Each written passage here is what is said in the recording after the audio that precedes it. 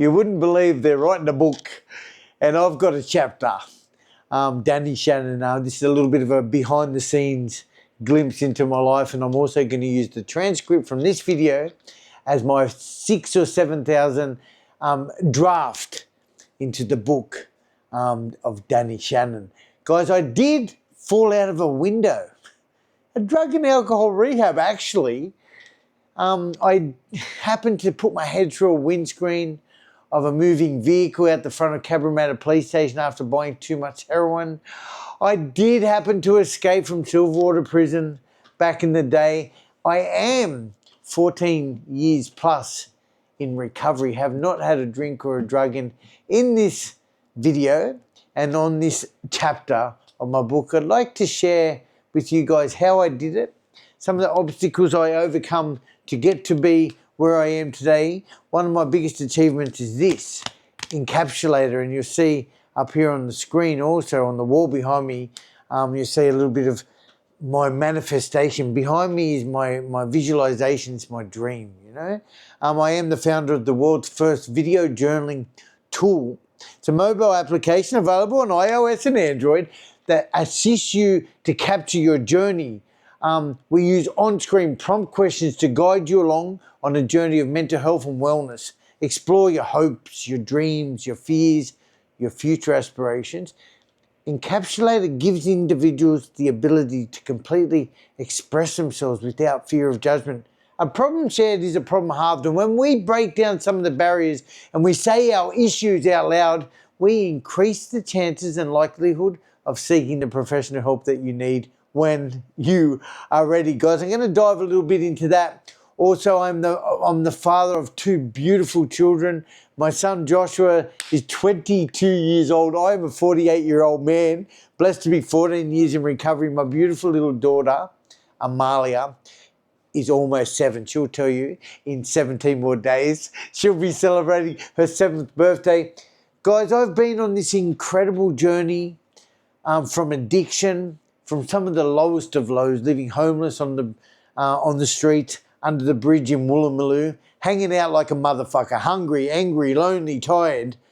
But I always had hope that I'd get on. Some of my other rock bottoms would be hanging out in a dry cell in Darcy 1, Silverwater Prison, with a massive heroin habit, vomiting, pissing, shitting on a concrete bed because I'm on risk assessment because I just can't handle shit and I've threatened to hurt myself.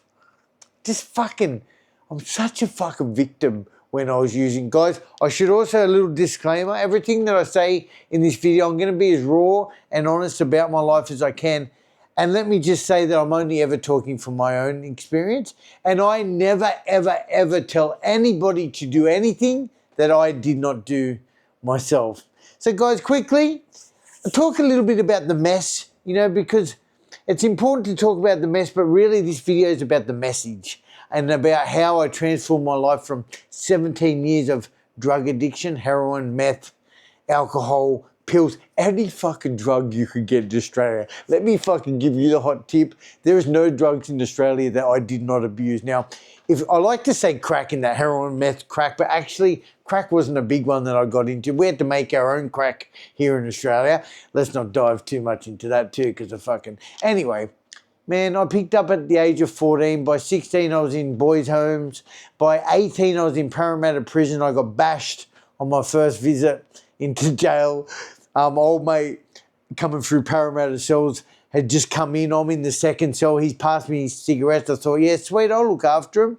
I think I had good intentions. Anyway, I smoked them. Next day, got out of lockout and I got bashed in the yard. Got into my first fight. I did the wrong thing, you know. I had to go. I got a little bit hurt. It was my introduction, literally within 24 hours of being in adult prison. I'd been into a fight and I learned some valuable lessons, you know. People took me under their wings. I thought I was a bit of a cool cunt, you know. It's ridiculous, you know. I got out on bail probably a couple of days later. I don't recall. I spent the majority of my time between the age of 18 and 28 in and out of jail. Like most of that time was in custody. Now, I had a big heroin habit. Okay, let me go back a bit. Slow the fuck down, Dan. I speak too fast, hey? I know. Pull me up. I did have a big heroin habit. And by the age of 16, I was shooting up heroin. I remember the day I first picked up heroin, okay? I was sitting in this yellow Gemini. Remember the Geminis? It was a yellow Gemini. I wonder if Greg ever watches this. It was Greg's Gemini. Bless you, Greg. Sorry for bringing up your name. Greg's a copper, actually. Fuck. And so is his missus, Karen. Sorry. Can't believe I'm mentioning your names. Anyway, sorry, guys. We're sitting in his car, and I remember the house across the road there in Abbotsbury. We're going to go get old mate from that house. I'm not going to mention him. And he was going to take us to Cabramatta to buy heroin. And I remember thinking, fuck. I remember being scared. Up until that stage, I'd used every other drug. LSD, magic mushroom, speed, already been from all the other drugs, but I hadn't tried heroin. And I never really intended on using it. However, that day, peer pressure is why I did it. I was with my co-offender, my best mate, Bradley. He used to rob me and I'd rob him. That was the basis of our friendship. And drugs, of course. And anyway, next thing you know, I'm sitting in this dingy little flat in Cabramatta with Wok. By the way, I ended up doing a couple of years jail with Wok later on. Wok was shooting me up. I'm sitting on the floor. He's injecting heroin into my arms. And even if my life had not started to come undone up until this point, this was the beginning of the end, or the end of the beginning, or this was the beginning of 17 years of misery. And also, let's face it, my rock bottom went for 13 years. It was all shit and it was all good. I've jumped ahead a little bit. Rock bottom, 13 years was methadone, okay? But anyway, I had that shot that day. Instantly, a big power spew. Oh, it was gold. Like, heroin addicts know how good a power spew is. I didn't spew on his floor. I went to the bathroom and vomited in the toilet. But yeah, so heroin, this sensation I'm going to describe, because people often ask, I'm going to tell you what it was like to have that first shot of heroin. I never felt quite whole as a human being, right? But as he injected that heroin, and this is why I'd already abused drugs, but as he injected that heroin, it's like this heat and this aura from the outside of my body just touched me first on the shoulders. And as it started coming in, I'd feel this warm glow, like a hug, like a warm hug, hugging my body. And as it's coming in here, like I'm feeling this euphoric moment. My head is light. I'm feeling euphoric. I'm feeling good. I'm feeling normal. I'm feeling happy. And as it's closing in on my soul, okay, which by the way, my soul ended up being black. It was like covered in a thick black tar by the end of my use. But as this heroin is warming my body, it's like people often die and overdose from heroin, okay? And this is what happens, right? So the point of heroin is you get to here and it just stays right around your soul like that and you're just glowing. But if it just keeps going, boom, you're black. You black out and you die. Excuse me for the graphic nature. And look, I should also share, I'm going to go back and forth, I guess, with my story, but I should also share that, in my journey of recovery, it's been 14 years, 8 months and 7 days or something like that. I mean, who's counting? I'm not counting on that. But in that time, I've lost over 100 people dead to the disease of addiction. Most of those people would be through heroin overdose. A couple of people, taking their life, and also 1 or 2 alcohol-related incidents. Some really sad stuff. There's still one person on my favourites list on my phone that, of course, I would never remove him from favourites because, and he's no longer with us. I have memories pop up on Facebook of people that we've lost.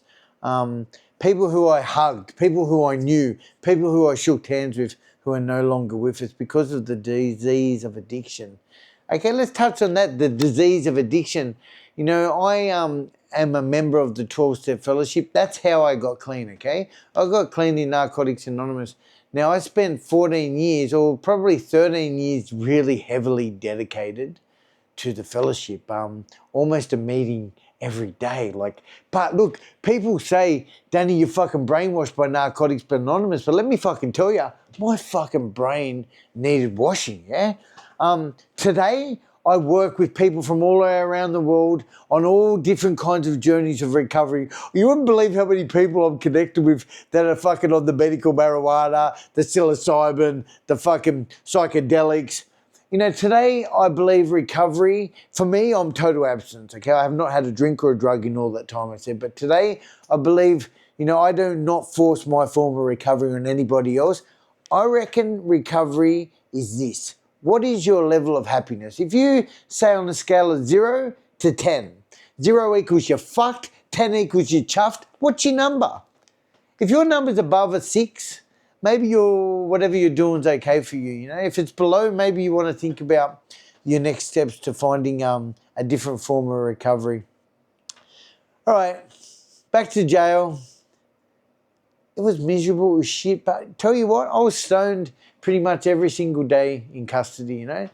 In 2001, on the 6th of February, I had created a plan, not foiled, I had created a plan to scale a 24-foot barrel fence, which I did. At about 7 p.m. at night, I had access to the visiting area that night because I was doing this little religious program called Kairos, where everyone at the end of the event was holding hands, singing, sitting around singing Kumbaya, while I scaled out the back, shimmied out the back, ducked up the fence. I'm not going to go into too much details how I did it, but I did manage to climb my way up the fence. Back then I weighed 60 kilos, looking like a half-sucked aspirin. I'm now like 100 fucking plus kilos, so I'll tell you what. And back then I was only 25 years old. I was quite agile. I got up onto the barrel of the fence. I've looked down and I thought, fuck, if I slip on this last bit, I'm fucked, I'm going to die. There was these big barrels that lean in towards the fence too, so it makes it impossible to get up on top of that barrel. Well, there was one spot in that jail that I'd spotted this weakness in the security of the fence, and I managed to fucking get up there. As I'm still in the middle of the jail, right? You think, oh, sweet, he's up, but no. I'm still got about 100 metres to get to the exit, to the outside, the perimeter of the jail. And as I'm like fucking walking along, an officer has spotted me doing a perimeter search, and he must have fucking shit the gear. Holy fuck, it was Mr. Singh. Holy fuck, he's on the fence, and he's called the squad, the police. Anyway, I've had to leg it. I've had to run along this barrel now, like fucking ducking and weaving. I've had to skip through razor wire, cutting my leg to pieces. I launched off the top of this fence, 24 foot, boom! Hit the deck, broke my arm. It was black from here to here. I've run down Holker Street towards Parramatta River, where I then had to leap a couple more fences. Behind me is the dog squad, the coppers, the torches are coming down the road. I dive into Parramatta River bleeding like a motherfucker. I'm cut to pieces from the razor wire as I'm halfway across a 100-metre swim at Silverwater. It's a long distance from one end. It's pitch black. Water police are on their way up Parramatta River. Pole air's up in the sky. I'm halfway across the river. I'm scared. I'm nervous. I feel fucking something hit my leg. There's bull sharks in Parramatta River. I feel something hit my leg. It was just my other leg, but I was thinking it was a fucking shark. I know you thought that too. Anyway, I got to the other side where mate, I was in mud up to my neck in this thick sludge on the other side of Parramatta River.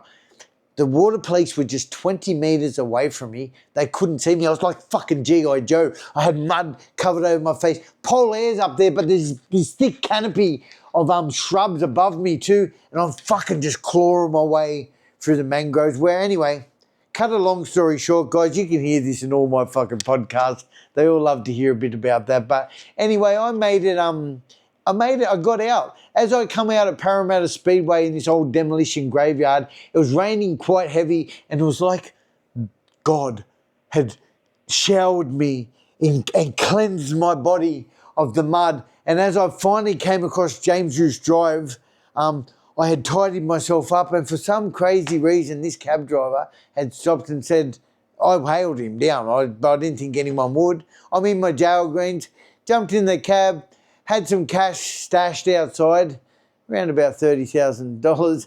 My missus knew about the Great Escape. She had the cash ready, picked her up in the cab. Next minute, the coppers raided her house, my mum's house, my dad's house. Everyone's house got fucking simultaneously raided by the fucking squad. And sure enough, I'm on my way to fucking Perth. There's a lot more in that story. I used a lot of heroin.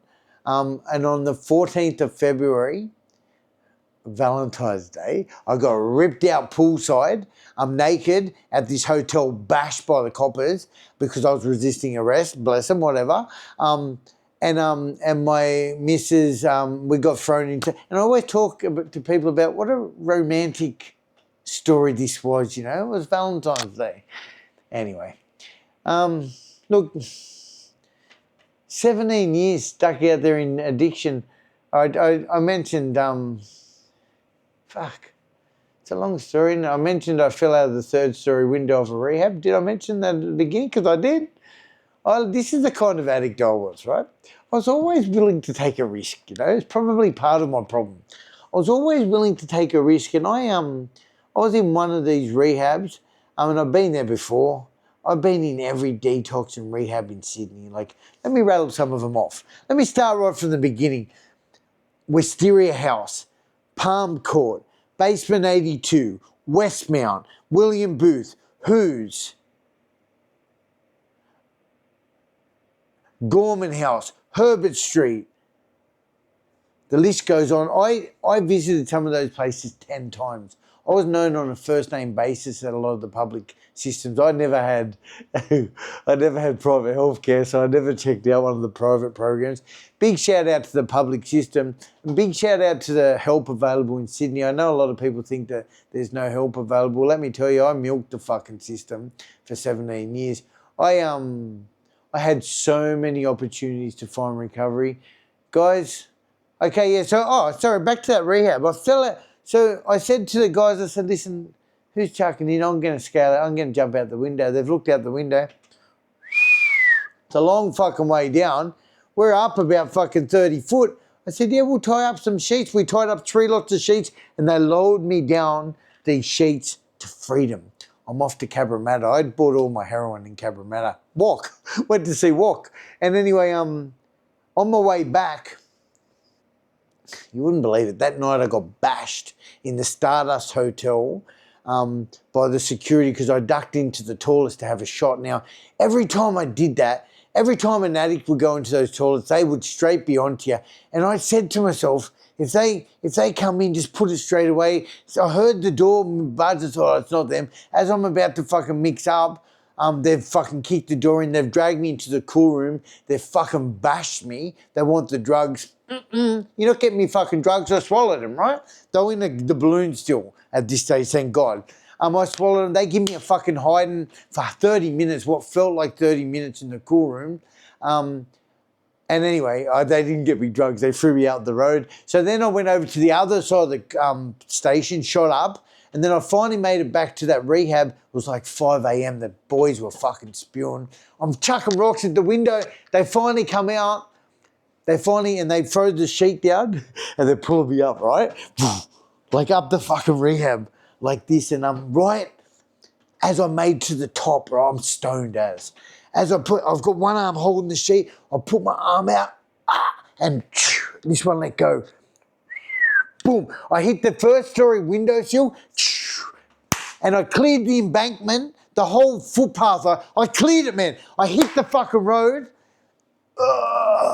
I'm stoned as, right? There's a drunk tank just around the corner. The security guard heard me, right? Because the boys up there, they're not going to go and tell staff. They'll come undone. The drunk tank around the corner heard me hit the road. He's called an ambulance. I had a motorbike accident at the age of 17. I should tell you this one. This is really important.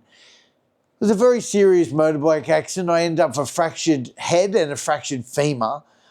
This happened at the front of Cabramatta Police Station. Back then, it was on Phelps Street in Cabramatta. It's now on the main road. Anyway, I ended up in a coma, right? Listen to this story, right? This is fucking heavy, right? I ended up in a coma. 3 days later, I wake up and all my family is surrounding me. I'm only 16, right? I'm only maybe 17. I just got my motorbike license. So 16, 9 months. All my family standing around me, right? I've got a big heroin habit at this stage. And as they're there, as the fog starts to lift, This is crazy, right? This is true story. There's somebody in the cubicle next door to me. The curtain's closed. I can hear her talking to him. He's unconscious. Because it's a coma fucking room, right? He's unconscious. She's saying, dear, I'm just putting $100 in your drawer for when you wake up in case you need anything. Well, I've heard that. And I've said to I've got a fractured head, a fractured femur. I'm fucking staples all on my leg. I'm strapped to all the machines. And I told my family I need some rest. Can you just leave me alone? I got rid of them. I managed to get my ass out of that bed where I managed to hop with a fractured femur over to his bed, steal the $100, put my ass in a wheelchair, get downstairs to the fucking foyer of Liverpool Hospital, get in a cab where I scored a 50 out the window on John Street in Cabramatta. I bought needles. I did all the things. And I got back to Liverpool Hospital, went up the escalator, had me shot in the toilets, laid down on the bed. My leg is pissing out blood from the staples. I've busted staples up. I pulled all the things out and I buzzed up for fucking no help, you know? That was the day I realised that maybe I had a problem. Yeah, guys, that's my story, my introduction. That was the day I realised I was a heroin addict. So many more carnage stories. Guys, I told you I wasn't going to talk about the mess. I'm so sorry. Let's talk about the message, okay?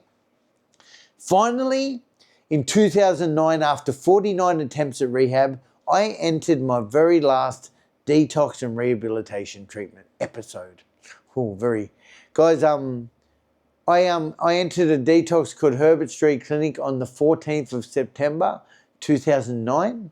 I had drugs. I always took drugs into detox, unless I was hanging out like a motherfucker, but I always took drugs into detox. I shot up. I didn't get clean until the next day. I had my 1 day clean on the 15th of September 2009 at Herbert Street Clinic. And this time, after so many attempts, I thought, you know what, Dan, you've got to do things differently. I checked into a short-term rehab after that. I then went on to a longer-term rehab. The day my life changed forever, if you've heard any of my podcasts, you remember this, right? It was Christmas Day 2009. I was sitting there at rehab. It was Christmas Day. I didn't even want to go home because I was so full of shame and guilt. And I'm actually crying in an office because they've knocked back my leave request, right? I'm only crying because my family wants me to come. I've got all these mixed emotions. I'm about 60 days clean. I'm in the office crying. I was hiding, right? I'm letting out the tears. I hadn't cried in all my addiction, by the way, but when I was in recovery, I was so raw, I was so unguarded. I was such a fucking baby, you know? And this lady walked in, the manager of the service. She said, she was Scottish. Sorry, I can't do that. Oh, Danny, it's okay, you can go home. Sorry, and she let me go home. Well, that day, guess where I went? Straight to Cabramatta. Christmas Day. I mean, I get off the train in Cabramatta. What a fucking dog, eh? It's Christmas Day. My son's waiting for me at home. My beautiful daughter's not even born yet. I get off at Cabramatta, but you wouldn't fucking believe it. You wouldn't fucking pay it. The Vietnamese community take off Christmas Day from selling drugs. I think that's true because I couldn't get on. Mum's ringing me, where are you, Danny? Fuck. That day I left. I said, all right, Mum, I'm coming, you know. I ducked a bullet, yeah. Anyway, that day I left the family home. I was sitting around the family Christmas table, having lunch with 15 family members, neighbours who I had hurt, stolen, robbed, every single one of them. I thought, fuck this, I can't do this no more. Some people gave me cash for Christmas, silly them. When will they learn? Don't ever give your fucking loved one cash. Anyway, you do whatever you want. On my way back to rehab that day, I said, fuck it. I'm at Town Hall Station. To my right was King's Cross, the Coca-Cola sign. I'm going to go up there, I'm going to buy heroin and cocaine. I'm going to have a fucking crack at this. I know what's going to happen. I'm going to end up back in jail, kicked out of rehab. I could end up dead, but I didn't know. For the very first time in my life that day, I thought to myself, I wonder what happens if I don't go up there. Maybe I didn't say that exactly, but that day I changed my mind. I'd already done it earlier that day, and I thought I can do this again. For the first time in my life, I practiced some consequential thinking, okay? Now, just get me through today. I ended up going across the road and got on the 431, which took me back to rehab, guys, and a miracle happened, a Christmas miracle happened that day. I have never come close to picking up another drink or a drug since Christmas Day 2009. We're talking 14 plus Christmases ago. Guys, this is a long story, eh? It's fucking exhausting telling these stories. I wonder if I'm over 6,000 words. This is my chapter for my book. I wonder if we can turn this into a transcript. Anyway, guys.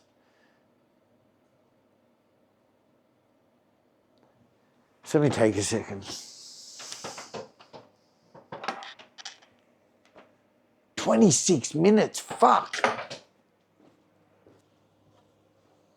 Oh, I'm back. It's way too many words for the book.